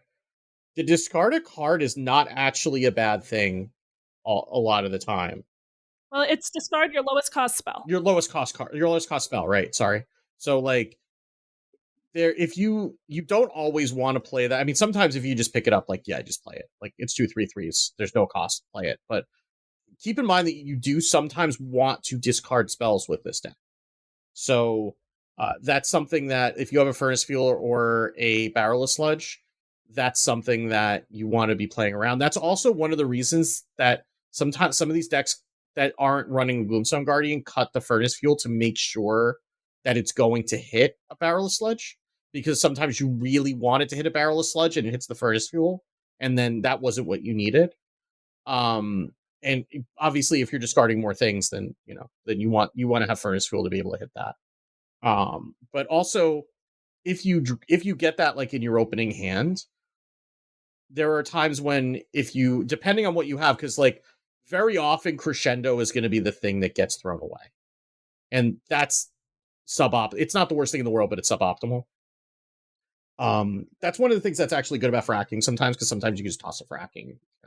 But also keep in mind that the spell from Miracle Salesman counts, right? So like very often what you will try to do in that scenario is get your Miracle Salesman to die so that you're throwing away the snake oil, and then you're effectively getting the trolleys for free. So that's one reason to not just snap trade the spell from Miracle Salesman, and also one reason that usually I'll play a Flame Imp on one preferentially if I have it because it has the most stats, but if you have a trolley problem in hand, or you think you might want one, you're in a situation where a top deck trolley problem would be really helpful. Any type of board-based deck trolley problem is so helpful. I was trying to play Naga Priest for 5 minutes, and I just got soloed by trolley problem like 3 times in a row and then stopped. Yeah. So I think Minmon in the Discord is still having success with Naga Priest, and he baited me. So it's your fault, Minmon, if you're listening to this. How have I been the one who's been stronger about not giving into the bait priest decks than you have this week? I don't understand how that happens, because I had people at the end of last week like begging me to play like Renathal Control Priest, and I'm like, I'm not playing 40 card control anymore. I'm done. Like, I'm not playing Reno Priest into 15% Plague DK, and I'm done playing 40 card control decks. So come at me with like a 30 card control deck that's not going to die to Helya, and we can have a conversation. But otherwise, I'm not doing it. I was less strong. But the trolley problem is very good, and yeah, definitely, especially if you have Crescendo in hand, do pay attention to the Miracle Salesman spell. And that might be one time when you might want to prioritize quick draw playing it if you have a Crescendo that you're trying to save. Sometimes you might play the Crescendo earlier, you're facing a Paladin or something like that. You don't necessarily need to build up that Crescendo as much. Although you only have 2 Crescendos, and Paladins, and Rainbow DKs, and Treant Druids, if you're seeing any of those, make lots of wide boards. So think about whether this is a game where you are going to be trying to get a big sludge turnoff, and if it is a game where you're going to do that, then you might want to save a Crescendo. If it's not a game, if it's a game where you're just trying to win through the board, then you might want to use the Crescendo earlier to help get your board out sooner. A lot of this deck is figuring out you can't really set up every single package in every game early, and you have several different packages that kind of need to be built up. So like the fatigue package kind of needs to be built up. Sludges need to be added to the bottom of your deck, and the Forge of Wills needs to be set up for something big if you're playing that version. So you do have to think about, almost like Fireman Rage, what is my hand telling me that I have? What is my opponent? And prioritize, think a couple turns ahead. If I need to play this trolley problem, I should start with my Miracle Salesman. If I have my Forge of Wills, maybe I save my Sludge on Wheels and my Monstrous Form to get that really big swing on 4. If I know that I need this Crescendo soon, I should play my Baritone Imp sooner. There's a lot of which package do I need to be online soonest? And then that prioritizes your plays. Yeah, like if you have generally if you have a Chaos Creation, you're typically playing towards them, right? Which means that you want to get your Sludge on Wheels to hit things. You want to get your Disposal Assistant down and probably trade it off to have the stuff there, because and the thing with this came up in a coaching that I did this weekend. The thing with waste removal and Chaos Creation that you kind of need to wrap your head around and we have this conversation every time when it's talking about burning off the top of your deck, but it's even more so when you're burning off the bottom of your deck.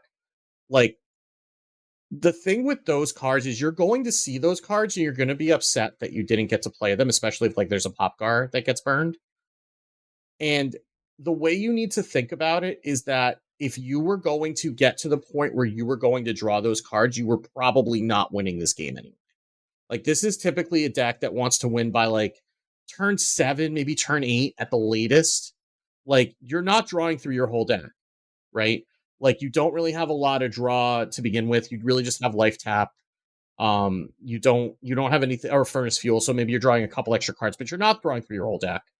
And if you are going to get all the way to the bottom where you would have seen those, especially because there's no way to, there's no dredge. It's really just like if Plague Decay shuffling your deck for you, maybe you would have seen those otherwise, but but there's no way to get at those cards otherwise off the bottom of your deck. So the only way you're getting to them is by drawing them naturally, and you never want the game to go that long. Like, if you're going that long, then you weren't winning anyway, so it doesn't matter that those cards were there. You were never drawing them. So that hopefully will let you be, like, obviously, if you can play a Chaos Creation with 3 or 4 sludges down there as opposed to 1, that's much better, right? Like, you can just run out of stuff if you're being a little bit too liberal with your Chaos Creations, just in terms of, like, getting yourself to fatigue. But it's one of the things that will help your win rate with this deck is being more comfortable with burning 3 to 6 cards off the bottom of your deck and not worrying about what they were. It's still a Firelands portal, and you can almost think of it. One thing that I hit upon when I was in the coaching over the weekend, in a way, when you're burning the cards, you're seeing the cards and your first reaction is, I don't get to play with this. But actually what it is it's information. It is telling you what you weren't going to draw. Therefore, you know much better what you are going to draw. So if you burn your crescendos, you might be sad in certain circumstances, but now you are not playing towards them. You know you're playing without them. That's actually more information. This is one reason why I really like having a deck tracker for this deck. I mean, I'm a deck tracker person anyway, but it helps you know how many sludges you have. It helps you keep track of that. I saw this burned, so this is what I have left. And, if you're a mobile player, you can definitely still play this deck. But if you are someone who plays on both, consider doing this with a deck tracker because it really does help. But in a way, you have to think this is information. I do occasionally have a game where, yes, it'll get me to fatigue if I am too liberal with these, or there are occasional times, or sometimes that I would be more judicious with the Chaos Creation. Sometimes when I first started playing this deck, I had a version that didn't have Waste Remover, which was a mistake. But because I only had the 2 Chaos Creations, if I knew I needed that burn finish, I had to wait. Like, especially against like a Control Warrior, you might need a big burst.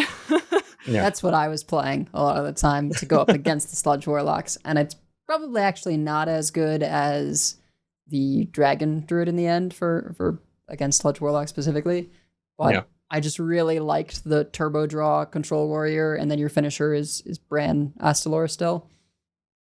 And yeah, there were a lot of games where it was just like the extra cards would not have mattered. Right? I stabilized. And if I stabilized and their deck is gone, they weren't going to get there by having more deck. Like, yeah. And to that point, like, that was the deck I was beating, at least in the beginning, a lot, because you need to get there before they can stabilize. Right? And you can do that. You can do a lot of damage. Like, 1-drop coin 1-drop is something that I do a lot with this deck, because just being able to get that damage in, keep the armor down, keep the pressure on, keep them reacting to your board against a deck that, like, that was what made this deck really good right before the patch, is that, like, there was a lot of Highlander warriors that were doing very little in the early game, and there were a lot of druids that were doing very little, and if they missed their ramp or they missed their armor, then you could just get under them and do the damage to them. And by the way, the sludges go face because they weren't playing any minions either. That's a little bit different of an environment now, but it's still kind of the way that you want to think about this is trying to prioritize damage such that you can go over the top of the Chaos Creation if you need to, or you can clear 1 minion and the rest of the sludges will go face, or like be thinking about how to get there. And sometimes they heal, or sometimes they armor, and you don't have enough damage to get there, and that happens. But when, like, this is why if you're playing the Gloomstone Guardian and you are forging on 2, you are probably doing it wrong. Yeah. Because giving up that tempo is almost never worth it, and you have a lot of things you can be doing on 2. Even playing a 1-drop and floating 1 mana is better than forging Gloomstone Guardian on 2. Almost every time. Because you are taking that turn off, and that is the turn when you're going to be able to do a lot of development and start putting on pressure to force the opponent to be reacting to you, force them to use removal in a way that's going to be inefficient so that maybe they don't have it for the next thing. It's also worth mentioning that sometimes you want to discard things with the Gloomstone Guardian. I understand people are averse to that. It's okay to blow up a mana crystal with Gloomstone Guardian in some scenarios too, depending on what your hand is. Especially later in the game. Yeah. It doesn't matter as much, the extra mana crystal. Earlier in the game, you probably want to discard still, unless maybe you're like I did make that gamble once when I was in a really strong position, and I had like only a couple cards, and one of them was Popgar. It didn't end up working out for me. They cleared, and then I was just a mana behind for the rest of the game. So I generally wouldn't recommend that. But yeah, you don't want to be forging. One reason why I would play like a Baritone Imp or a Flame Imp over Miracle Salesman, unless I needed that spell for Trolley Problem, is it just has 1 extra attack. If you get a couple attacks in with that, that's 2 extra damage. You get 3 attacks in, that's 3 extra damage. Like every point of damage and every little bit of pressure really makes a difference in this deck or any aggressive deck.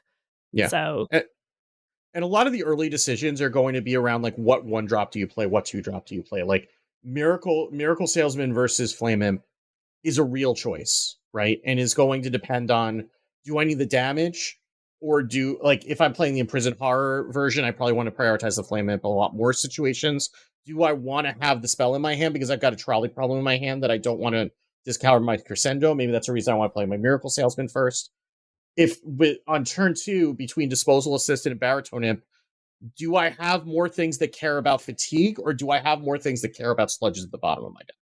And that's going to drive the decision. Or is the extra health on Baritone Imp more relevant, right? Because sometimes they'll have a 2-attack minion. You want to play the Baritone Imp before the waste removal or the Disposal Assistant, because you want that to be able to value trade, or them not to trade into it in the first place, right? So like a lot of the optimizations are figuring out like what you want to do on these early turns, but you should almost always be looking to play minions over doing something that's going to be tempo negative, like tapping or like forging. Like that's the reason I don't like the tour guide, because the tour guide makes you take more damage. Again, you have Imprisoned Horrors, but that also, that can come back to bite you. But also a tour guide is a 1-drop who is tempo negative, and then you're just tapping. Like you're getting more resources, but you don't really need the resources that badly. Like you should be thinking really long and hard before you press the hero power. But if you do press the hero power, press it at the start of the turn, friends. Don't let friends tap last. But like you have enough things to do on like turns 1 through 4 that, I mean, there are times when when you're on the play and you get a handful of 3 and 4 cost cards. Like that happens, right? Like that's sometimes, life just hates you, and that's just the way that it is.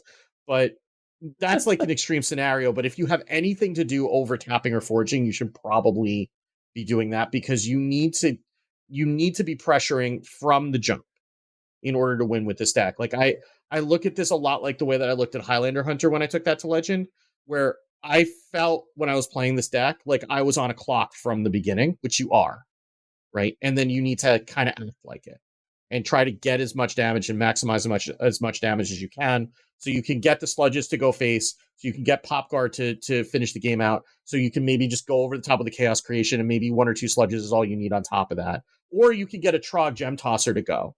Like Gem Tosser, by the way, you can play it on 3 if you have literally nothing else to do, and it's fine. You generally don't want to if you have something else to do, because that does add a lot more damage to your lethals later in the game, and it's worth thinking about how you can fit Gem Tosser in for those lethals, because it's an easy lethal to miss. But like Gem Tosser just is so much damage later in the game. Like you're playing it on like 7, but 7 damage is a lot of the time is all you need if you can get your opponent to not have a board in the way. Like, if you, say on 7, have a juiced up crescendo, and you go Popgar, crescendo, use the last 3 mana to finale the Trog. Like, that kind of stuff can be pretty gross. Do remember crescendo goes face? Yes, so crescendo you actually goes face. both take that damage. Yeah. And also to remember, if they are at a lower health total than their minions, the sludges will go face. If you played any Stheno, you know this. Yeah. So if you can get them down to like less than 4 or less than whatever their minions are, you can hit face over a taunt. It's just an easy thing to forget because we're so used to the sludges hitting the minions first. You just like use that as a rule of thumb, and you forget if they're really low, and armor doesn't help them. I don't think.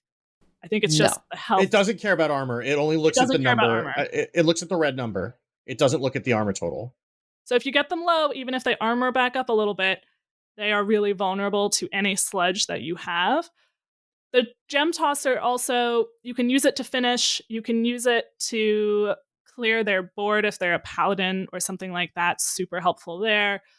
Like that's fine, especially like in the mid game. You get like 5 off, you clear their board. It's not great at clearing boards that are not like a wide thing of 1 health minions. But it can occasionally help get rid of a taunt or something that has low health so that you can send something bigger face. Like it's a flexible card, and I apologize to Gem Tosser for calling it overrated. I've been pretty impressed with it, more so than I also did not have a particularly high opinion of Gem Tosser going into playing this deck, and it's led to a lot of lethals. But you need to be looking for it. You need to be looking for things like comboing that with Crescendo. Also, Crescendo clearing the stuff out of the way so more of the gems will hit the face too is another thing to think about. But just like the ways that you can combo things together. But there have been plenty of games where I would just like, oh, I just have 1,000,000 damage. Okay, let's go. Like that's, like, and Gem Tosser is typically a big part of that. I've said the only thing that I'm like greedy about on this, like there's a few cards you don't play too early. Like usually you don't play Gem Tosser too early unless it is your only tempo. Definitely don't play Felstring Harp if you're playing it on 1. You want that to be healing, and you want to be able to play your Imprisoned Horrors. That is to help you later. Popgar, I will usually wait a little bit to play because it can be... you collect sludges in your hand from the Sludge on Wheels, hopefully. It's nice to be able to do a little bit more with that. Your Crescendos are free with it. Your Chaos Creation only costs 4. Sometimes you get that off that way too. And then, so if you can get away with not dying and you don't really need to clear their board, that's like the one thing I'll be more greedy with. But count your, still be counting your lethal, counting your damage. If you can get them close to dead, that's probably good enough. And I've definitely had games where I got so focused on the mana I wanted to hit to have my beautiful Popgar turn that I missed a lethal the turn before.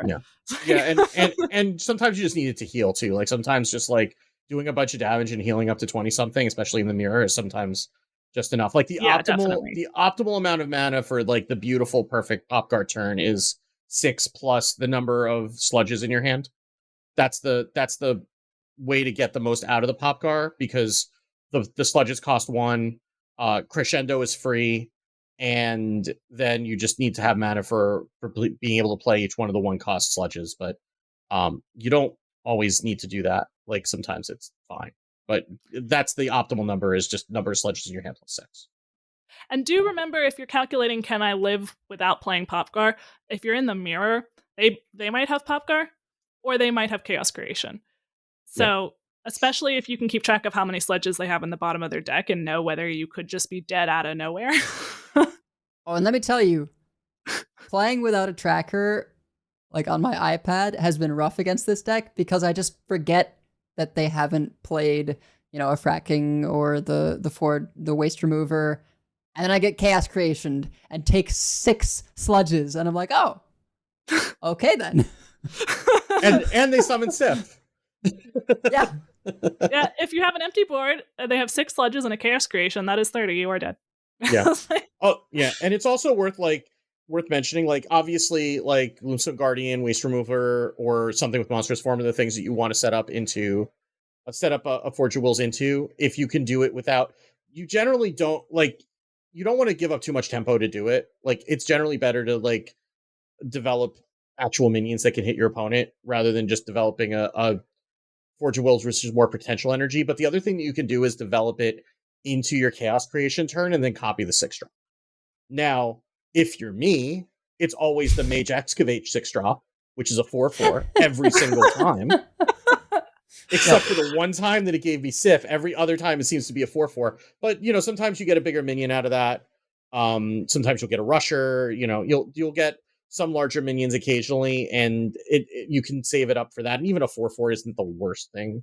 Obviously you want bigger than that, but it's not the worst thing in the world.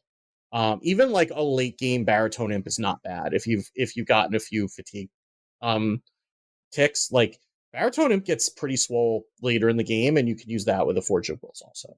And that makes something like Baritone Imp a much more impactful play on the board right away, because it gives you, Baritone Imp doesn't do anything by itself on the board when it's played, but if it's a giant rusher now also, then obviously that has a much bigger impact. So, but yeah, I think we've talked through a lot of the tips.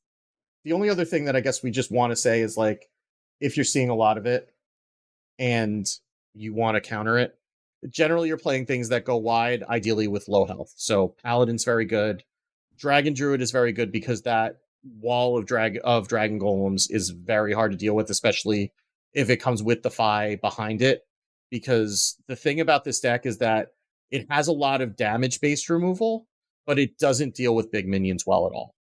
So, like, if it's the damage that it's sending into big minions is damage that it's having to throw away that it's not hitting you in the face with. So, like, if it's having to use 2 sludges to get rid of a giant taunt that it can't ignore, that's going to be less damage that they have to hit you in the face. So Dragon Druid's been very, very good for me. Paladin is also feels like one of the hardest matchups, especially the listener running Deputization Aura, because the lifesteal on top of it is just backbreaking. Mm-hmm.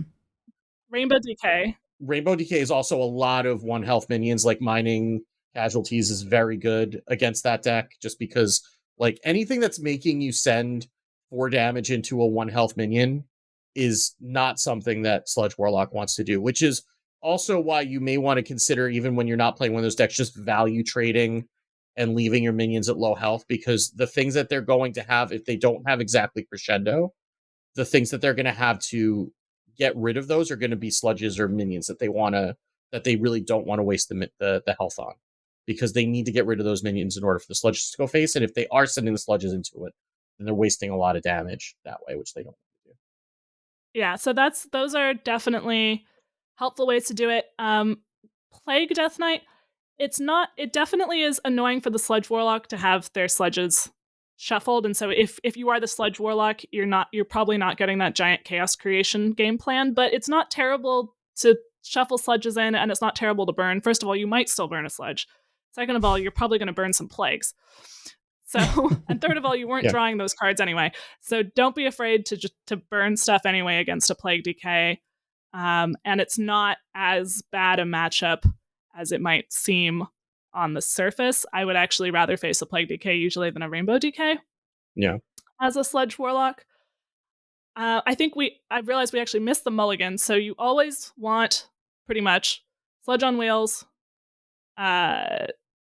Disposal Assistant, Baritone Imp in general is good. Flame Imp is good. Forge of Wills, you only want to keep with something, keep with Waste Remover. If you have those two together, that can be good. Or Monstrous Form is okay with too. Or with Monstrous Form. You don't want to just keep Forge of Wills by itself, because if you don't have something to do with it, it's just a huge tempo loss. Miracle Salesman actually does not have a positive mulligan rate on either of these that I looked at, even though it is kept 90%. I would still keep it if I didn't have another 1-drop. I would still keep it. Yeah, it's a conditional keep. Like, if you have that in a Flame Imp or you have 2 of those, I would toss 1 back. But I would want it over not having a 1-drop, just because having a 1-drop is just so important in this deck. Yeah, and it's not exactly, it's hardly low. Something you don't want to keep would be like Gem Tosser. You don't want that to be your early play. You don't really want to keep like a Gloomstone Guardian. You don't want to keep a Chaos Creation. Yeah, trolley problem. Obviously, you'd rather draw that. Yeah, you'd rather top deck the Trolley Problem. Yeah, and like fracking also, like fracking is something that you don't necessarily have to use it to get rid of sludges, though obviously if you can spend 1 mana to do 8, you can. But fracking is something that I won't keep it in the mulligan, but if I end up with it in the mulligan and I don't have a good curve, I will use it to fix my curve early, even if it means throwing away 2 actual cards. Because again, the curve is that important. Like if I have like a 1-drop and no 3-drop, I'll and no 2 and no 3, then I'll fracking on 2 to try to find a 3 or find a 1-drop to play alongside it, right? Or I'll fracking on 1 to try to find a 2-drop just to get, because if you go like 1, 2, 3, or you miss 2 of those first 3 turns, you're going to have a really, really hard time. So fracking helps fix that for you. All right. Well, I hope this is helpful either for playing Sludge Warlock. Again, experiment with different builds, see what feels good to you. I don't know that there's definitively the best build necessarily. They're all pretty good. Yeah, they're all plenty good enough. And if you are facing a lot of this deck, which you may well be, hopefully this gives you a sense of what their considerations are, and that can be helpful for playing against it. So, and then this is something that's likely to continue to be powerful. I mean, another reason why we didn't necessarily talk about this last week is that we weren't sure whether it was going to get changed. Yeah. I think a lot of people were surprised that it wasn't. So this is not uncounterable, but it is definitely a powerful deck. Yeah. And even if you're not going to play it yourself, you're going to see it a lot, because I just looked up as I am wont to do, I looked up the meta stats on HS Replay, and it is 23% of the Legend meta the last day and 36% of the Diamond 1 meta over the last day. So that's a lot of sludge to wade through. It's not sticking around. Get your galoshes on before you get on ladder, is what I'll say to you. Yeah, we definitely have some need to get the EPA here to help clean up all this sludge. Yeah, it is a full-on Double Dare physical challenge out there right now. Oh, well, that's going to do it for our show. We have many folks we'd like to thank. Check out our thanks section on the website at concede.com, where you can also find our contact info, our show notes, and our Patreon information. You can monetarily support our show at patreon.com/coinconcede. Join us every week live by following us on Twitch at twitch.coinconcede.com. Join our community chats in our Discord at discord.coinconcede.com. And write into our email at coinconcede@gmail.com. Follow us on Twitter at coinconcede, as well as like, share, and follow us on Facebook at facebook.com/coinconcede. If you would like some CC swag, head on over to our shop at shop.coinconcede.com. Big thanks to our producers, Number Theory, Kresh, Beef Squatch, David P., Walu, Jeremy T., Bottlecaps, Grumpy Monk, The Burger Club, Kirk Regan, Forgiven One, Grizzly Bear, and The Grand Arcanum. Thank you to Mr. Blonde65 for his sub during the show, and Coin Concedes. I am going to coin concede to both of you for being exceedingly flexible with my we're recording this on Friday because Thursday turned out to be a no good, horrible, terrible, no good, very bad day for me. That started with a 4 a.m. wake up call from work and devolved from there. And the thing that I got called about at 4 a.m. did not get resolved until about 6:30 p.m. So I was already, like, even before I knew that was going to be that, I knew that I was going to have things happening that day that were already kind of dysregulating. And the fact that I was up at 4 a.m. meant that I was possibly not going to be able to make words by the time we were going to record. And I do appreciate both. There's a thing when, like, this is something that, like, I might have a couple years ago just pushed myself through and just, like, said, well, just be an adult and deal with it. And, this is something after having gotten, gone down the autism journey that, like, I realized, no, my energy levels are finite, and that is a real thing. And that I can say, hey, I'm not going to be able to actually be functional on the podcast by 7 p.m. and know that both of you would believe me and, not think that I was just making something up and, being, or need to suck it up and do it. And we're more than happy to be accommodating, and I just it really does mean the world to be able to be honest about that and say like, look, I'm not going to be able to be at my best tonight, and that we can. And obviously, I try not to do that. I would rather, I also, being autistic, I would also like to keep to my schedule. but knowing that you believe me that when I'm saying that, and that, and willing to accommodate, and it really does mean the world. So thank you to both of you, and I hope that this does not happen again for a while, because I did not like yesterday. I'm glad that you got through that and absolutely understand, and gave me a chance to play more Sludge Warlock, get more prepared. I'm going to coin concede to Donkey for the rank 1 legend, which was actually before the month rollover in January. So is a first for Donkey. So congratulations. That's insane. Just really huge accomplishment. So coin concede to you for that. Well, I am going to coin concede to my in-laws for being understanding today that I had kind of a rough day with the kiddo. And so I, went over to their place for because it's Shabbat. And I was just like, I'm going to go after we do the initial blessings, because I gotta get some time in before I record the podcast tonight. And they're totally cool with it. It was just like everyone was there. Because there's like the in-laws in Rachel's parents, and then there's also her brother lives in the area as well. So he and his wife and kids were all there because they're currently living there while their kitchen's getting redone. So it was just a lot of people, and after a tough day, I'm just like, I can't do it. I know those feels well. Yes, definitely. Yeah. Well, that is going to do it for us for this week. So until next time, keep calm and play with Sludge, but don't be toxic.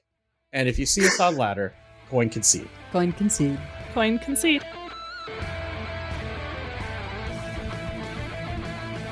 All life must end. I yield for now. I concede. Well fought. I concede. You win this one. The victory is yours. You have bested me. I give up. You win this one, friend. You win this time. I choose death.